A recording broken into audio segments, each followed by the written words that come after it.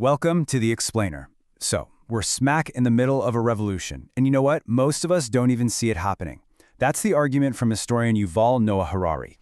He's saying that artificial intelligence is moving way, way faster than anyone ever predicted, and the time to really get a grip on what's at stake, well, that time is right now. You know, Harari frames this whole AI thing not as some far-off sci-fi movie, but as a storm that's already here.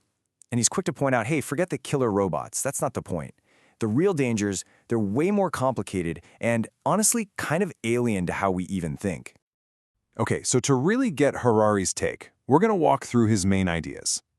We'll start with what AI really is, then look at how it's already changing our world by controlling information. And we'll tackle this super important difference between intelligence and consciousness. Then finally, we'll get to the big choice that's in front of all of us. Let's dive in. All right, first things first, Harari says that before we can even talk about this properly, we have to completely rethink what we mean by AI. That term itself, it might be leading us down the wrong path.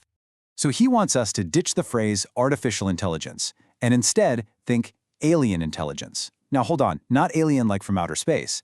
It's alien because its entire way of being, how it learns, how it processes things, how it evolves, is just fundamentally different from any living thing we've ever encountered. It's like a brand new, non-human culture popping up right here on our own planet. And this slide really gets to the heart of a major conflict. See, we're organic. We have a rhythm, right? We need to rest, we need to sleep. But this new alien intelligence, it's inorganic. It's always on. Just think about the financial markets running 24/7, all powered by algorithms that never take a break. So Harari poses this really big question. Is AI going to slow down and adapt to our human pace, or are we going to be the ones forced to speed up to its crazy, relentless pace until we just collapse? So how does this new intelligence actually, flex its muscles? Well, Harari says to get a handle on the AI earthquake, you first have to understand the very ground it's shaking, and that's the history of information itself. Look, human society is basically built on information. It's our superpower, right? The ability to cooperate in huge numbers. And information is the glue that holds it all together. Harari points out that every big jump in information tech, think writing, the printing press, completely upended our political and social worlds. But this new AI and social media revolution? Oh, it's not just another little step. He calls it a full-on earthquake, shaking the very foundations of everything we know. Okay, let's break this down. Think about political systems like information networks. On one hand, you've got a dictatorship. That's a centralized hub. Info flows into the center, orders flow out. Simple. Then you have democracy, which is more like a distributed network with information zipping around in all directions. For a long, long time, technology tended to favor that centralized model. But then, something like the printing press came along and actually helped democracy flourish. So, that brings us to the billion-dollar question. Which kind of system does AI naturally lean towards? Okay, so with that history in mind, let's look at what's already happened.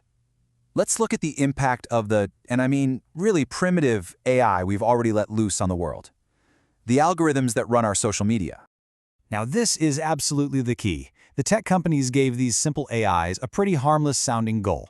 Hey, just keep people on the platform as long as possible. But in trying to solve for that one little thing, the algorithms stumbled upon a pretty dark secret about human nature, that hate, fear, and outrage are the absolute best ways to grab our attention and not let go.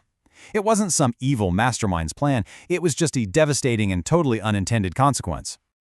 And we're not just talking about some abstract problem with political arguments online. This has brutal, real-world consequences. In Myanmar, Facebook's algorithms went into overdrive, amplifying these horrible, hate-filled conspiracy theories about the Rohingya people. And this directly fueled an actual ethnic cleansing campaign. We're talking about almost 1 million refugees. And the craziest part, at the time, executives at Facebook barely even knew the Rohingya existed. It just goes to show the unbelievable damage these systems can cause, even when there's no evil person pulling the strings.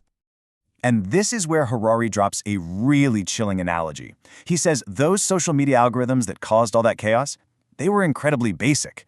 The AI we have today, things like ChatGPT, he calls them the amoebas of the AI world. Just the very beginning. But here's the kicker. Unlike our slow biological evolution, digital evolution happens millions of times faster. So the leap from an AI amoeba to, say, an AI T-Rex, that might not take billions of years. It could happen in just a couple of decades. So that brings us from the sort of loud, obvious danger of society breaking down to something a little quieter, but maybe just as scary. the rise of the AI bureaucracy. Harari asks us to just picture this world, a world that, by the way, is pretty much already here. Imagine that the biggest decisions in your life, whether you get a loan for a house, whether you get that job, maybe even how long you go to prison for, are all made by an AI. And then you get denied. And you ask the most basic human question you can ask: why? And this is where it gets really unsettling. The answer you get back isn't an explanation, it's just a dead end. The bank itself might tell you, we don't know, we just trust the algorithm. See, the AI is making its decision based on thousands of data points and seeing patterns that no human brain can even comprehend.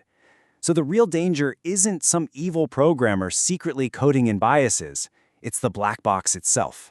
It's a system where accountability just vanishes because nobody, not even the people who built it, can tell you exactly why it did what it did. Okay, to really get a handle on the ethical mess we're heading into, Harari says we absolutely have to understand the difference between two ideas that we always mix up. He makes this really clear distinction between intelligence and consciousness. Intelligence, that's just the ability to solve problems, to achieve goals.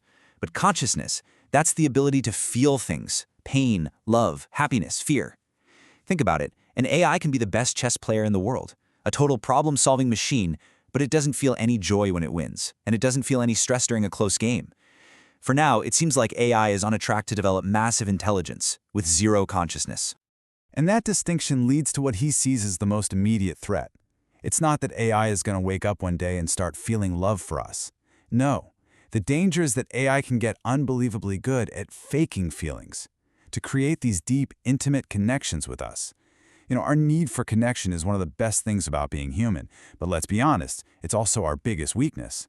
And an AI that can mass-produce intimacy, well, that's a tool that can be used to sell us anything. Products, political ideas, you name it, with a kind of power we've just never had to deal with before. So, where does all this leave us? I mean, what's the game plan? How do we move forward in a world that's being shaped more and more by this alien intelligence? Harari points out this really dangerous paradox we're stuck in. Right now, there's a global AI arms race going on, not just between countries, but between giant tech companies too. And what's fueling it? A total lack of trust. You hear leaders say, yeah, we know this stuff is risky, but we can't possibly slow down because we know they won't. So in this completely bizarre twist, we've basically decided we can't trust our fellow human beings. So instead, we're all racing to build and trust this non-human intelligence that, frankly, none of us really understand or control. And his main point here is that the answer isn't just, let's regulate AI. That's not enough.